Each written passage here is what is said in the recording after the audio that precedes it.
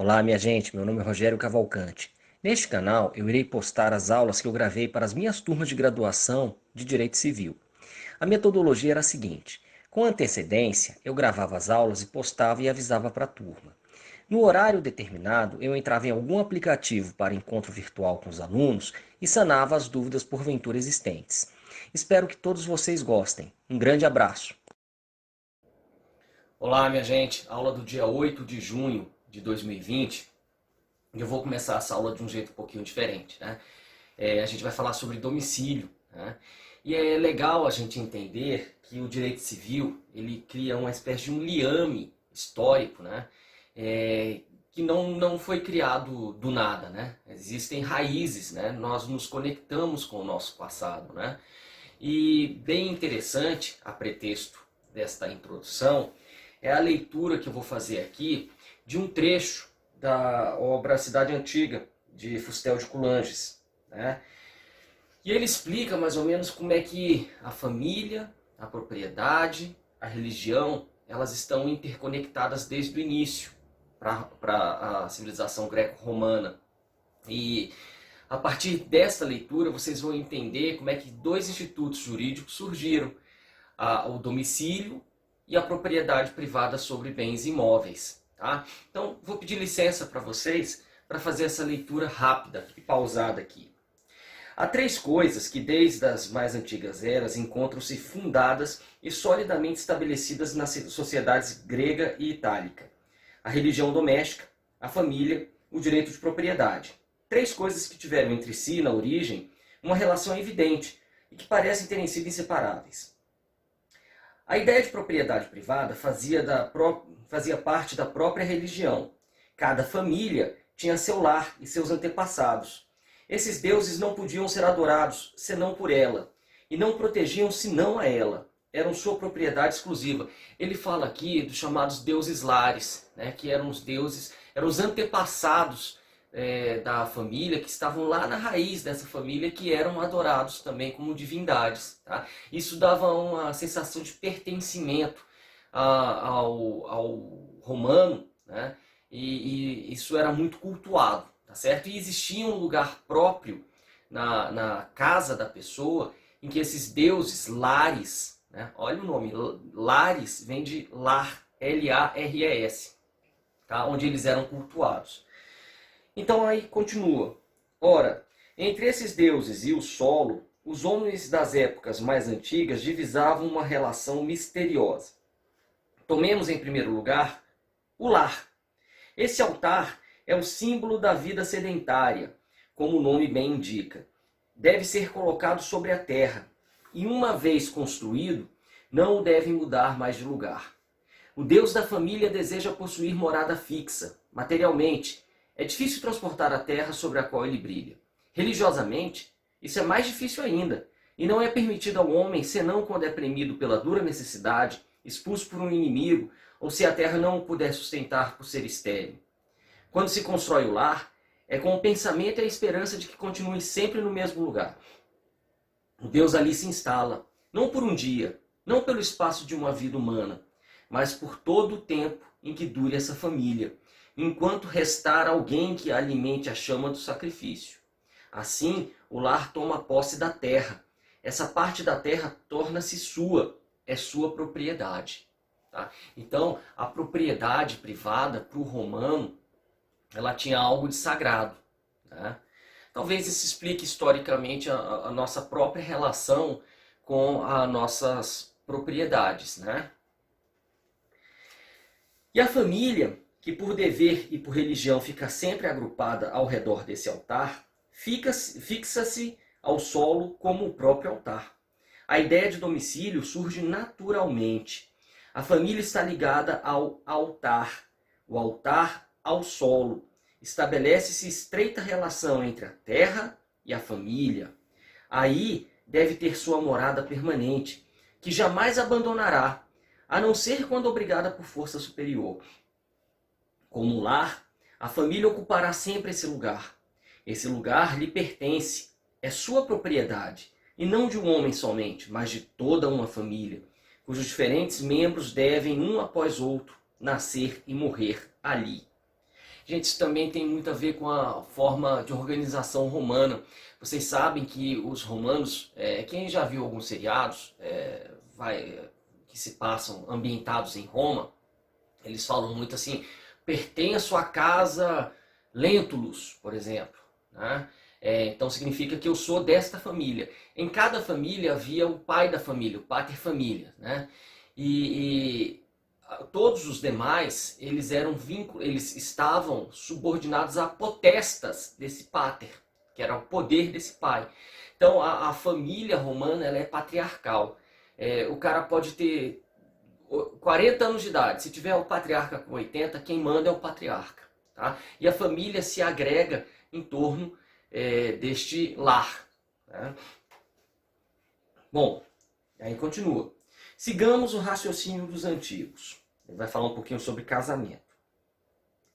Dois lares representam duas divindades distintas, que nunca se unem ou se confundem. Isso é tão verdade que o casamento entre duas famílias não estabelece aliança entre seus deuses.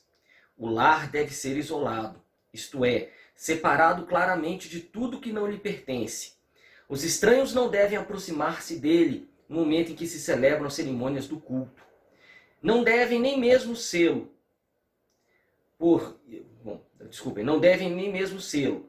Por isso, os manes são conhecidos como deuses ocultos. Mikioi, ou deuses interiores penates. Para que essa regra religiosa seja rigorosamente cumprida, é necessário que ao redor do altar, a certa distância, haja uma cerca. Pouco importa que seja uma paliçada, uma sebe ou um muro de pedras. Seja qual for, ela marca a divisa que separa o domínio de um lar. Esse recinto é considerado sagrado. Ultrapassá-lo é ato de impiedade. O Deus vela sobre ele e toma-o sob sua guarda. Por isso dão a esse Deus o epíteto de Erkeios, na Grécia. Né? Essa linha divisória traçada pela religião e por ela protegida é o emblema mais certo, a marca mais irrecusável do direito de propriedade. Então vejam que os gregos e os romanos, eles estabelecem a partir desse vínculo dos deuses lares a ideia de proteção à sua propriedade. Por quê? Porque aquele solo é um solo sagrado. Aquele solo é o solo onde o deus lar se estabeleceu. Aliás, se acendia até uma chama, né, para o culto do deus lar.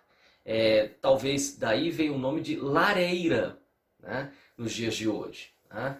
Vejam que quanta coisa interessante, né, o direito civil nos permite explorar. Né? Bom, mas o mais legal de tudo é que vocês percebem que onde o deus lar era estabelecido, havia uma certa necessidade de permanência, né, em respeito ao próprio Deus.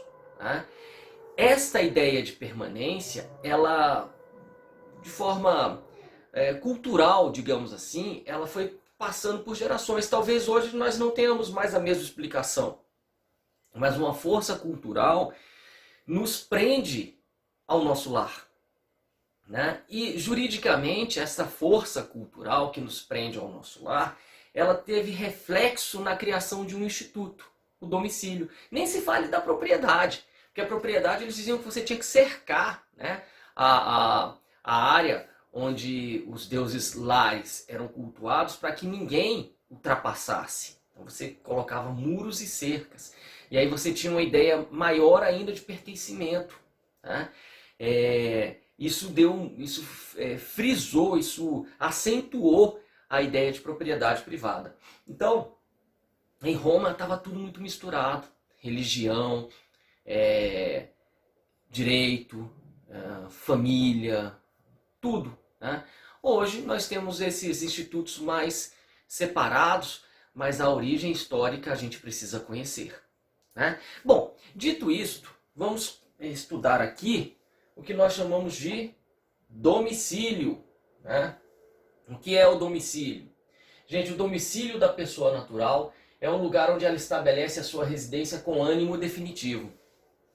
A gente vai dizer, juridicamente, que o domicílio é o centro habitual das ocupações da pessoa. Tá? O Código diz, no artigo 70, isso aqui para o domicílio da pessoa natural, é o lugar onde ela estabelece a sua residência com ânimo definitivo. Gente, e aí, isso também vocês vão encontrar em qualquer doutrina, né? Os autores eles vão fazer uma diferença entre domicílio, residência e estada, né? Ou morada, né? E aí vai por grau assim, de perpetuidade, vamos dizer assim, desse vínculo, né? De definitividade deste vínculo, né? O domicílio tem um vínculo mais definitivo e a gente vai descendo, né? Para as hipóteses que vão sendo menos estáveis, né? Então vamos lá. O domicílio ele está no nível máximo de estabilidade e a estada, ou alguns também colocam ao invés de estada, morada, né? Seria o grau mínimo. Mas um vai gerando o outro, né? Por exemplo, a morada ela pode ser ou estada, eu prefiro até a palavra estada, né? A estada é um grau mínimo de permanência. Então, se eu vou para passar uma semana em outra cidade, eu vou ter uma estada, né? Lá naquela cidade. E isto me leva a um grau mínimo de vínculo com o local, tá? Bom, se eu estiver morando no local, eu já vou ter uma residência. Mas essa residência ela pode ou não ter um ânimo definitivo. O ânimo é vontade, tá? Eu explico. Vamos supor que eu vá fazer um curso em São Paulo, né? Sou advogado, procurador do DF, professor do CEUB, mas eu preciso fazer um curso de 3 meses em São Paulo. Então, a minha vida continua Brasília. O meu ânimo definitivo é Brasília. Tá? Mas eu tenho que alugar. É muito caro ficar pagando hotel durante 3 meses. Então eu alugo por temporada um apartamento para ficar residindo em São Paulo por 3 meses. Vejam que eu já tenho um vínculo um pouco mais duradouro. Mas essa residência ela poderia ou não ter sido estabelecida com ânimo definitivo. Se ela for estabelecida com ânimo definitivo, ela passa a ser o meu domicílio. Tá? Então, o domicílio da pessoa natural, este que é o domicílio que a gente chama de o domicílio voluntário, né? Ele é um domicílio que se estabelece a partir de uma manifestação, ainda que tácita, de vontade, né? O sujeito ele escolhe ficar lá, né? E como é que eu descubro se o sujeito escolheu ficar lá? Eu vejo onde é que ele trabalha, eu vejo onde é que é o endereço de correspondência dele, né? Isso aí vai me dando sinais de que a opção dele é uma opção de estabelecimento com ânimo, com vontade definitiva. Mas nada a lei, ela até prevê uma espécie de declaração também. Eu poderia fazer uma declaração à municipalidade, dizendo, ó, eu vim aqui, vim para ficar, eu quero estabelecer meu domicílio aqui. Eu nunca vi ninguém fazer isso na prática, tá? Ainda seria uma outra forma de você indicar essa tua vontade definitiva de permanecer. Então, não se esqueçam, nós temos esses 3 níveis, estada, residência e domicílio, tá? Que seriam 3 níveis que vão se acentuando do menos definitivo para o mais definitivo. E a gente vai tratar aqui do domicílio, que é esta relação com o local mais definitiva do que as outras, tá? Então vamos lá. O domicílio da pessoa natural é o lugar onde ela estabelece a sua residência com ânimo definitivo. Artigo 71. Se, porém, a pessoa natural tiver diversas residências, onde alternadamente viva, considerar-se-á domicílio seu qualquer delas. Ou seja, eu posso ter mais de um domicílio, mas agora os requisitos são sempre os mesmos. Residência com ânimo definitivo. Mas eu falar assim, professor, é possível? Gente. Vamos pensar que eu seja um ator, né? E nós temos 2 polos culturais muito fortes no Brasil. Nós temos Rio e São Paulo, né? Eu atuo na televisão carioca e no teatro paulista, né? Então, de segunda a quinta, eu gravo para a televisão, eu fico no Rio de Janeiro. E sexta, sábado, domingo, eu fico em São Paulo fazendo minhas peças de teatro. vejam que isso aí, ele acaba me colocando, eu tenho 2 residências e nas 2 eu tenho um ânimo definitivo, eu quero levar minha vida assim. Eu posso ter 2 domicílios? Posso. E onde está dito isso? Artigo 71, é o princípio da pluralidade de domicílios. Tá? Agora, então vejam, eu posso ter mais de um domicílio? Posso, mas desde que os requisitos do artigo 70 estejam presentes em cada um deles. Tá? Bom, seguindo. É também domicílio da pessoa natural, quanto às relações concernentes à profissão, o lugar onde esta é exercida. Se a pessoa exercitar profissão em lugares diversos, cada um deles constituirá domicílio para as relações que lhe corresponderem. Gente, aqui nós temos a história do domicílio profissional. Tá? Isso já interessou mais ao direito civil, só que hoje isso interessa mais ao direito do trabalho. Tá? Lá no direito do trabalho nós temos inclusive regras de competência para a propositura de reclamações trabalhistas que tem a ver não com o domicílio do empregado ou com o domicílio do empregador, tem a ver com o local de prestação do serviço. Tá? E aí tem a ver com o domicílio profissional dessa pessoa. E aí está dito que é também domicílio da pessoa natural, quanto às relações concernentes à profissão, o local onde ela é exercida. Tá bom? Uma regra que interessa mais ao direito do trabalho do que propriamente ao direito civil. Tá? 73.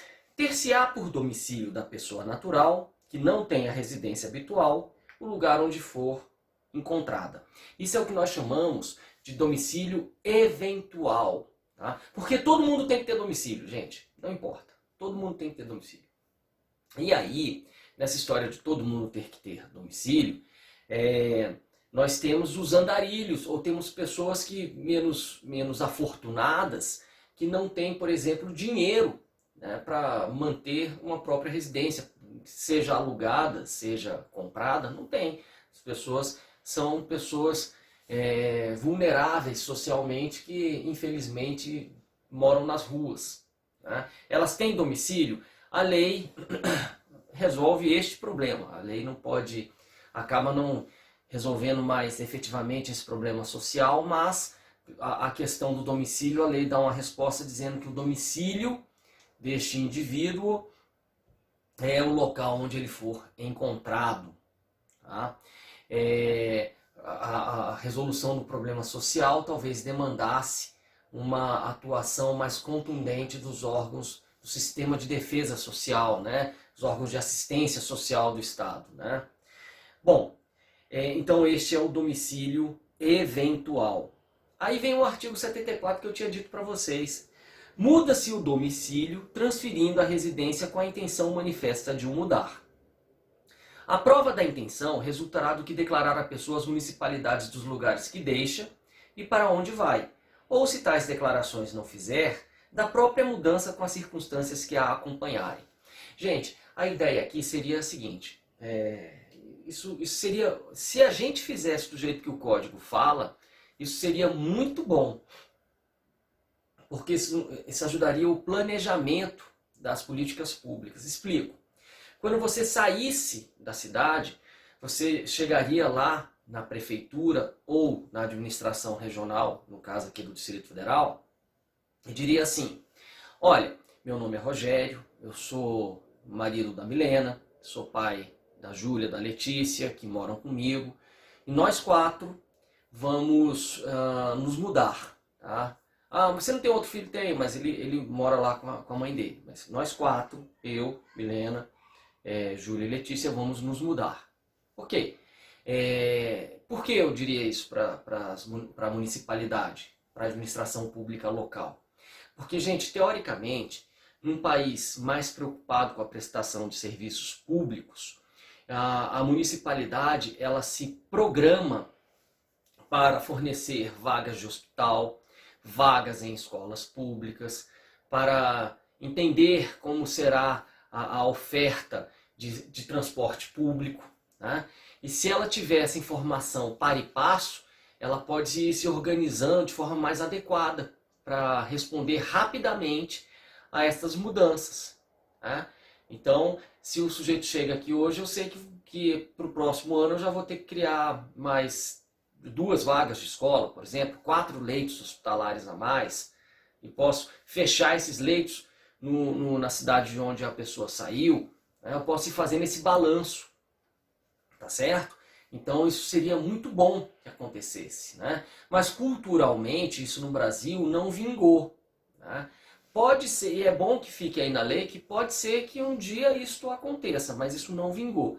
Aí o que é que acontece no Brasil? No Brasil fica um negócio meio ao Deus dará, né? Já que não há essa primeira parte, ela não se verifica na prática, a prova da intenção resultará do que declarar a pessoas, municipalidades, os lugares que deixe para onde vai. Ou, se tais declarações não fizer, da própria mudança com as circunstâncias que a acompanharem. É isto que indica mais a mudança do domicílio no Brasil. É o sujeito se mudar de domicílio, né, com as circunstâncias que acompanham essa mudança. Por exemplo, se eu for lá para São Paulo só por 3 meses, as circunstâncias elas são provisórias. Eu tenho como justificar que eu fui apenas fazer um curso. Então isso não vai se presumir minha mudança de domicílio se eu me mudei de cidade apenas para fazer um curso de 3 meses. Agora, se eu passo num concurso e tomo posse, né, e vou lá de malicuia, né, aí a coisa ela fica mais séria, né, porque eu voluntariamente fui para aquela cidade ou para um local próximo àquele em que eu vou prestar serviço. Tá? Bom, mas gente, eu vou pular aqui o 75 porque ainda sobre pessoa natural, nós temos o artigo 76 que ele fala sobre o domicílio necessário. Domicílio necessário ou legal. Aí tem até a ver com o exemplo que eu dei de servidor público. Olha só, tem domicílio necessário o incapaz, o servidor público, o militar, o marítimo e o preso. Tá?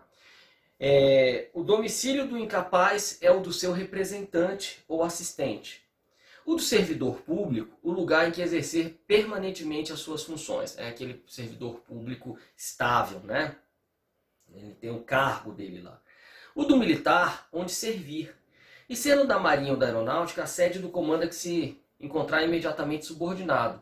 O do Marítimo, que é o sujeito da Marinha Mercante, onde o navio estiver matriculado.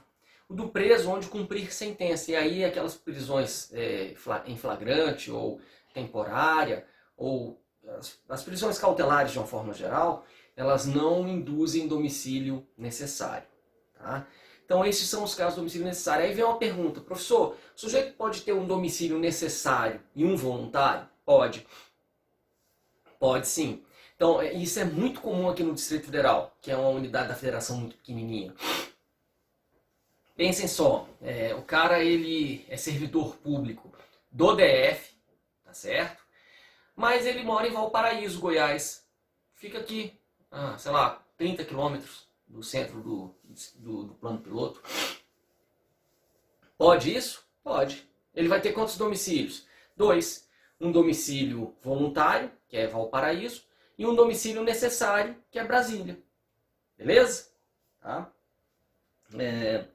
Bom, aí você vai me falar assim, professor, mas para quê? Para que serve o domicílio? Gente, existem algumas regras atreladas ao domicílio. Por exemplo, a questão do local onde você pode ser demandado. O Código de Processo Civil diz que o foro competente para julgar ações, normalmente, tá? Esses vão estudar as exceções, mas normalmente é o foro de domicílio do réu. Lembram-se lá das normas lá de conflito de direitos, conflitos espaciais de direito, né, de leis, né?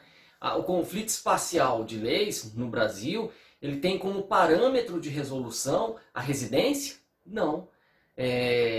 A nacionalidade? Não. Normalmente o parâmetro de resolução de conflitos é o domicílio. Então aqui as coisas elas começam a se fechar e vocês têm que entender o que é um domicílio para vocês aplicarem essas regras aos campos necessários. Bom, artigo 77 diz: o agente diplomático do Brasil que, citado no estrangeiro alegar extraterritorialidade, sem designar onde tem no país o seu domicílio, poderá ser demandado no Distrito Federal ou no último ponto do território brasileiro onde teve domicílio. E aí vem o domicílio negocial. Nos contratos escritos, poderão os contratantes especificar domicílio onde se exercitem e cumpram os direitos e obrigações dele resultantes. Tá? Bom, gente, eu acho que domicílio não tem muita dúvida. Vamos para domicílio da pessoa jurídica, que aí vira meio que um ping-pong também. É papum. Tá? Quantas pessoas jurídicas o domicílio é da União, o Distrito Federal, dos estados e territórios, suas capitais, do município, o lugar onde funciona a administração municipal, das demais pessoas jurídicas, o lugar onde funcionarem as respectivas diretorias e administrações, normalmente sua sede, né? Ou onde elegerem domicílio especial no seu estatuto ou atos constitutivos. E aí vem algumas exceções. Tendo a pessoa jurídica diversos estabelecimentos em lugares diferentes, cada um deles será considerado domicílio para os atos nele praticados. Exemplo, eu tenho um estabelecimento que tem filiais no Brasil inteiro. Tá? Aí eu faço um contrato com a filial Brasília. Tá? E depois eu tenho que brigar com essa filial. E o domicílio do réu é Brasília. Né? Por quê? Porque eu fiz o contrato com a filial de Brasília e o código diz que, tendo a pessoa jurídica diversos estabelecimentos em lugares diferentes, cada um deles será considerado domicílio para os atos nele praticados. Então o cara tem a sede lá, que é São Paulo, mas esse contrato foi assinado pela filial Brasília. Então eu posso considerar como domicílio, para discutir esse contrato, Brasília. Porque, repito, parágrafo 1º do artigo 75. Tendo a pessoa jurídica diversos estabelecimentos em lugares diferentes, cada um deles será considerado domicílio para os atos nele praticados. Parágrafo 2º. Se a administração ou diretoria tiver a sede no estrangeiro, haver-se-á por domicílio da pessoa jurídica, no tocante às obrigações contraídas por cada uma de suas agências, o lugar de estabelecimento, cito no Brasil, a que ela corresponder. Tá bom, gente? Domicílio é isso, acho que não tem mais nenhuma grande dificuldade, é mais uma leitura de lei seca que já te permite entender bem este instituto. Ok, gente? Então, vão lá tomar uma água e quando vocês voltarem, a gente já começa a falar da matéria nova, que é bens. Ok? Um abraço, minha gente. Olá, minha gente. Estamos de volta. Vamos começar a falar sobre bens. Tá? Primeiro tópico aqui que nós vamos tratar é bens versus coisas. Agora, só relembrar uma coisa que eu já falei para vocês, viu? É sobre a importância do nosso... da relação jurídica, da maneira como o nosso Código Civil foi estruturado. O nosso Código Civil, na sua parte geral, ele tem por ambição regular uma relação jurídica. E como é que se faz a relação jurídica? É uma relação entre sujeitos em torno de um objeto. Né? Então, ó, a relação de sujeitos em torno de um objeto. E aí o nosso código, ele trata das pessoas, ou dos sujeitos, quando ele aborda pessoas. E ele trata do objeto quando ele aborda bens. Aí você vai falar, professor, mas a relação jurídica termina aí? Porque o nosso Código Civil, na sua parte geral, não termina aí. Sim, é porque existe algo que é capaz de criar, modificar ou pôr fim a relações jurídicas. E o que é isso que é capaz de criar, modificar ou pôr fim a relações jurídicas? É o chamado fato jurídico. E aí, se vocês observarem o nosso código, depois que ele trata de bens, ele vai regular os fatos jurídicos. E aí ele completa a regulação, pelo menos dos aspectos mais genéricos da relação jurídica. Tá bom? Bom, mas está aqui no nosso roteiro, que eu passei para vocês, a questão da diferença entre bens e coisas. Né? Vamos lá. Nessa esteira temos que bem é gênero e coisa, espécie. Conquanto reconhecemos a multiplicidade de critérios distintivos, adotamos o pensamento de Orlando Gomes, segundo o qual o bem pode abranger objetos de direito sem valor econômico, ao passo que a coisa se restringe a utilidades patrimoniais, em sentido mais restrito utilizado na realidade, em sentido mais restrito, utilização que na realidade preferimos, o vocábulo coisa se usa apenas para designar objetos corpóreos. Então, gente, bens, eles envolveriam qualquer objeto de relação jurídica. E aí Orlando Gomes diz que os bens podem ser pretensões, direitos e coisas.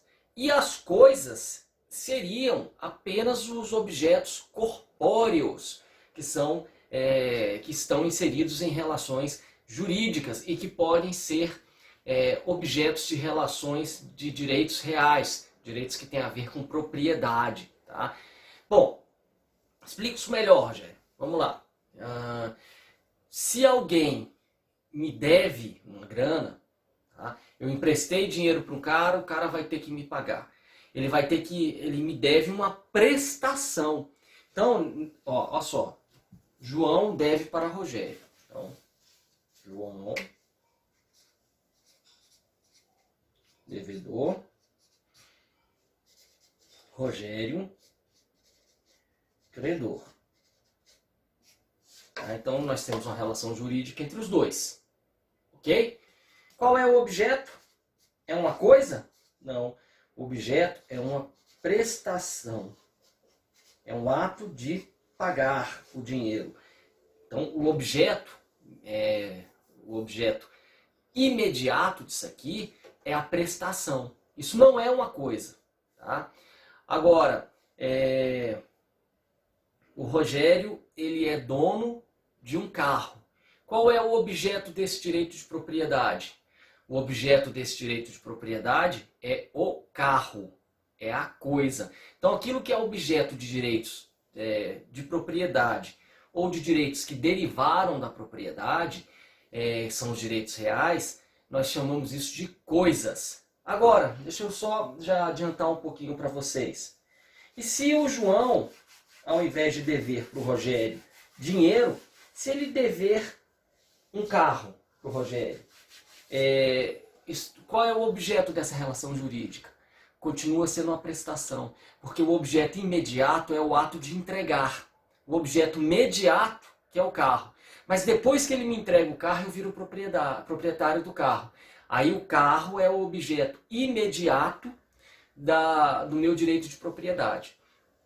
Tá? Mas o que eu quero dizer para vocês é que eu posso ter como objetos de relações jurídicas não apenas coisas, como prestações e direitos. E tanto as coisas, quanto as prestações, quanto os direitos, eles fazem parte deste gênero chamado bem. Então, ó, bem.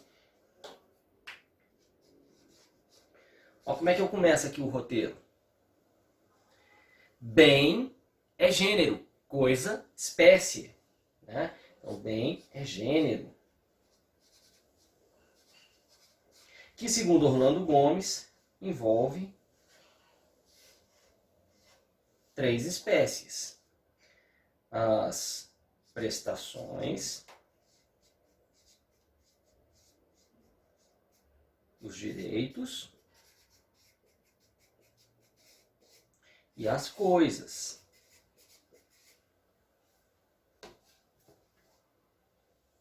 Tá certo? E aí nós vamos ter uma outra discussão que é sobre a materialidade da coisa. A coisa tem que ser material, ela tem que ser corpórea, ou ela pode ser imaterial. Né? Eu me filio, já vou adiantar a vocês, que eu me filio à corrente que diz que coisa tem que ser corpórea. E eu vou explicar para vocês. Vamos aqui no nosso roteiro.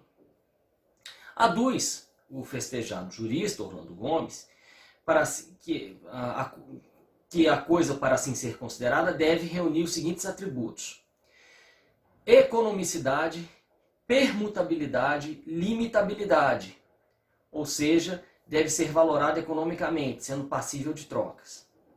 Tem, ademais, que ser apropriável, o que induz sua limitabilidade, porquanto apenas podemos trocar objetos que foram definidos restritos, dotados de certo valor. É inimaginável alguém, ao menos no aspecto privatístico, incluir como objeto da relação jurídica o ar atmosférico, senão quando, por exemplo, envasado em cilindros para mergulho. Em resumo, a noção restringe-se ao que pode ser objeto de domínio e posse.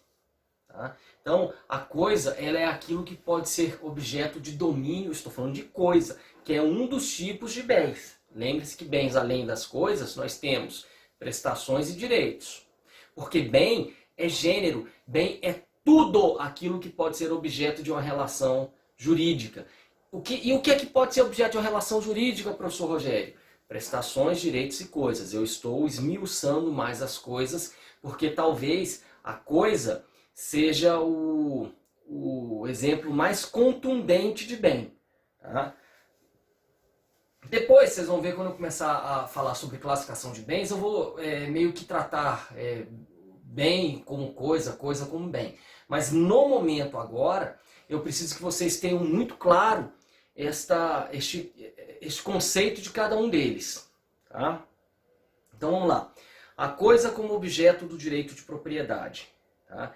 Conforme salientamos, a coisa deve ser objeto de posse e de domínio. Assim indagamos, seria possível a apropriação de objetos incorpóreos? O Código Alemão ele não deixa espaço para dúvidas. Né? O Código Alemão ele diz,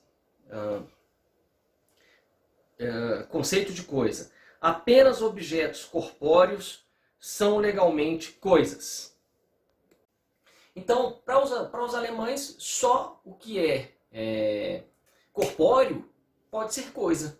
Pronto, acabou. Não tem churumela. Eu acho o Código Alemão nesse aspecto mais preciso. Eu acho que a gente podia seguir o exemplo dele. A gente podia ter tentado resolver esta confusão no nosso Código Civil de 2002. A gente não fez isso. A gente continua, mas a gente deu indícios disso. Por que a gente deu indícios? Porque quando a gente fala de bens, a gente fala na parte geral. Quando a gente fala de coisas, a gente fala lá na parte especial. Tá? Aquilo que pode ser objeto de direito de propriedade. Tá? Mas sigamos. O Código Civil de Portugal, ao seu turno, parece enfrentar o tema de forma ligeiramente diversa. É o artigo 1302 deles, e 1303. Só as coisas corpóreas, móveis ou imóveis, podem ser objeto de direito de propriedade regulado neste Código. Aí vem propriedade intelectual. Os direitos de autor e a propriedade industrial estão sujeitos à legislação especial. São, todavia, subsidiariamente aplicáveis aos direitos de autor e à propriedade industrial as disposições desse Código quando se harmonizem com a natureza daqueles direitos e não contrariem o regime para eles especialmente estabelecido. Então, gente, a leitura da lei portuguesa nos faz presumir, naquela nação, a existência de coisas corpóreas e coisas incorpóreas.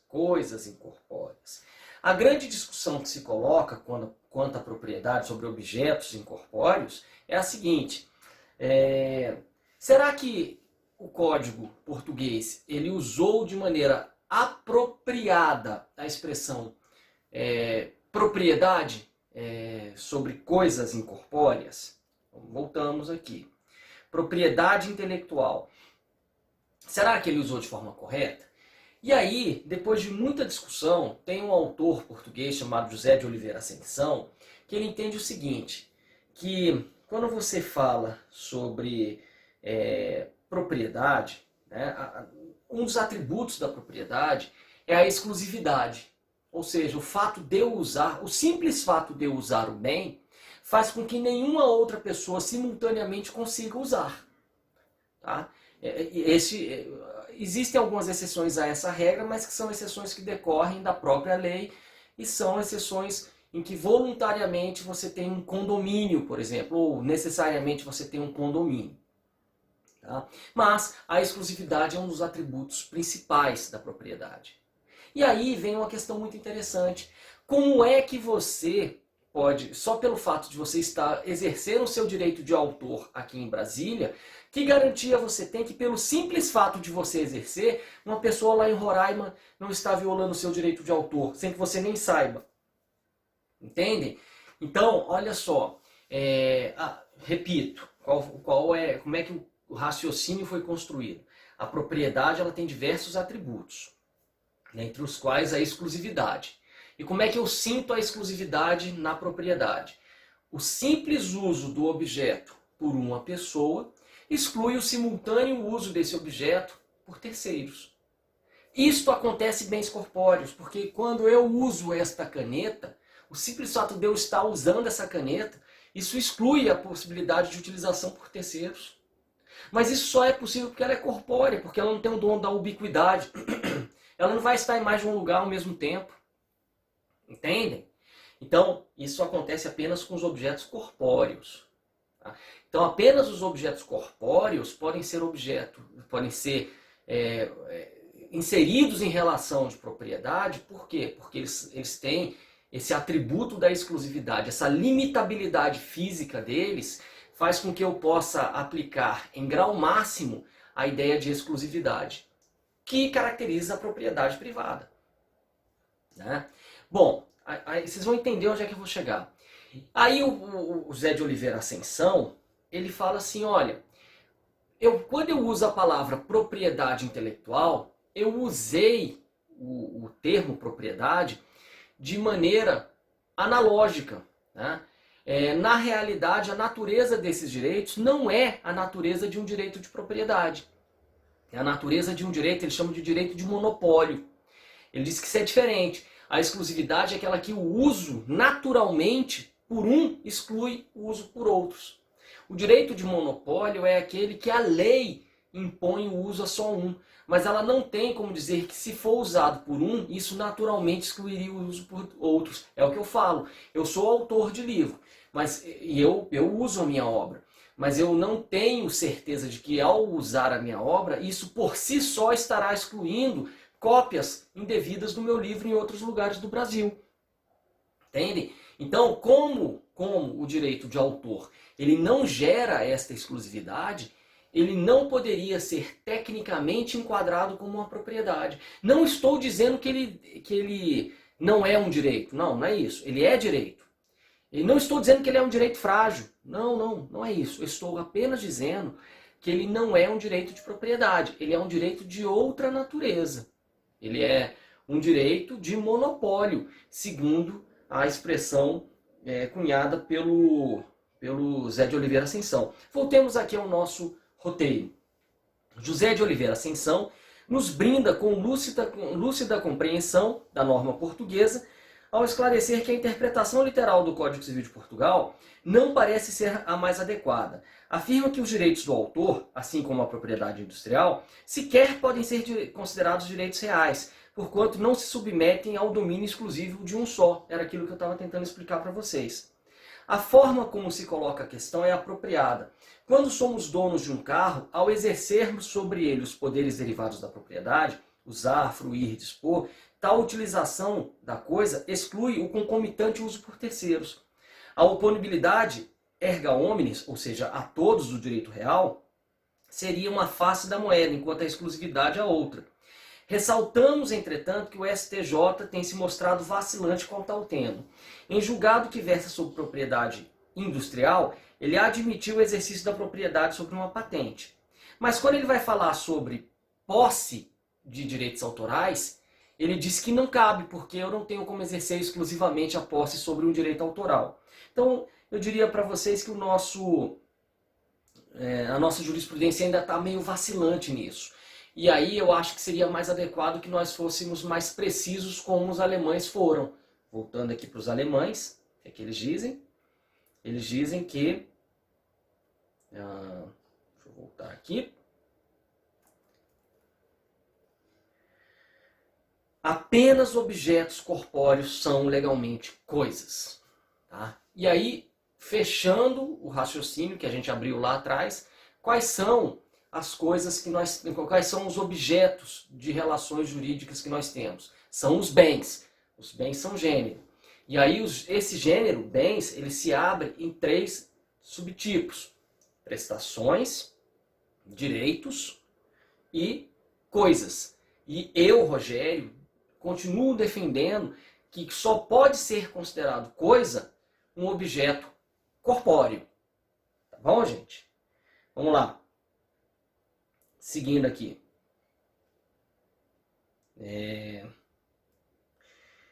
Superada essa questão, vamos passar para a classificação dos bens.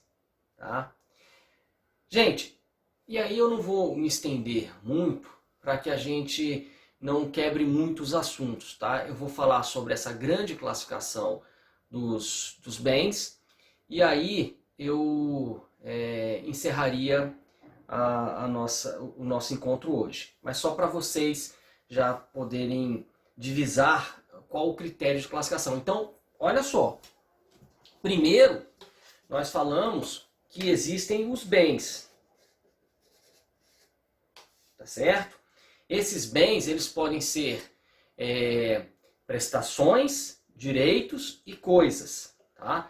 Essas são as espécies, né? Mas existe uma outra classificação de bens. Ele pode ser classificado segundo um outro critério, né? Qual seria?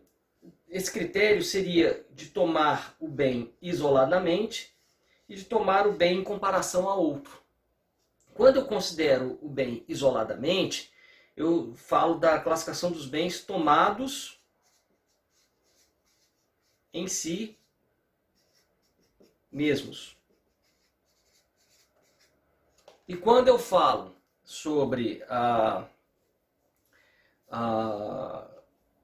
os outros, né, a outra classificação é dos bens recíproca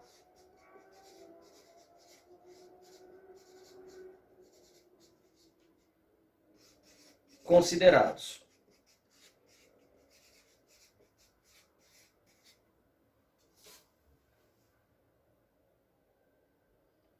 Tá? Bom, o que é isso, bem tomado em si mesmo? Né? Os bens tomados isoladamente, gente. Quando eu olho para essa caneta, eu digo, ela é um bem móvel ou imóvel? Para eu dizer isso, eu preciso comparar essa caneta a outra coisa? Não. Eu olho apenas para ela e digo, ela é móvel. Tá? Agora, essa caneta é um bem principal ou é um bem acessório? Tá? Quando eu vou responder isso, eu tenho que perguntar para você o seguinte, principal ou acessório em relação a quê? Em relação às canetas que estão no meu estojo. Ah, ela é um acessório. Em relação à tampa. Ah, ela é principal. Aquela raia de plástico que eu coloco numa piscina, ela é um bem principal ou acessório? Aí você vai me falar assim, principal ou acessório em relação a quê? Né? Ou melhor, a piscina mesmo. A piscina é um bem principal ou acessório em relação ao restante da propriedade? Aí você vai me falar, um bem acessório. Mas em relação à raia plástica, é um bem principal. Entendem? Então eu tenho 2 grandes critérios para a classificação dos bens. Os bens tomados isoladamente e os bens reciprocamente considerados, que são aqueles bens comparados uns aos outros. Na próxima aula, a gente vai começar a falar dos bens tomados em si mesmos. E a gente vai exaurir essa classificação e depois a gente vai passar para a classificação dos bens reciprocamente considerados. Valeu, minha gente. Um abraço.